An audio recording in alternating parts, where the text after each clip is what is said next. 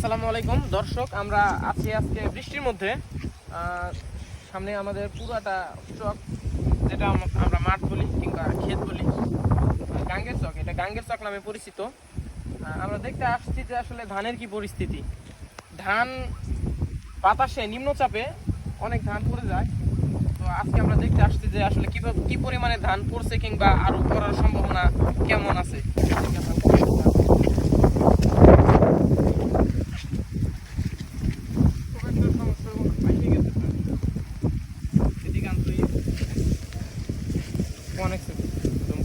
ধান প্রায় পাইকে গেছে, এখানে খুব একটা প্রবলেম হইব না আশা করা যায়, কিন্তু দ্রুত কাইটে ফেলতে হইব আর কি।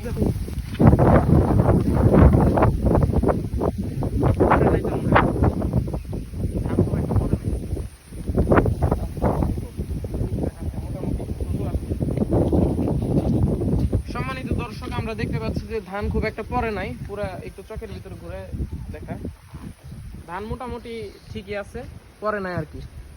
এগুলা আরেকটু যদি হাইট বেশি থাকতো কিংবা বাতাস যদি বেশি হয় তাহলে কিন্তু ধান পড়ার চান্স আছে। ওই যে সামনে হালকা একটু পড়ছে, খুব একটা পড়ে নাই, খুব একটা ক্ষয়ক্ষতি হয় নাই আলহামদুলিল্লাহ। এখানে অসংখ্য মানুষের ধান আছে, অসংখ্য মানুষের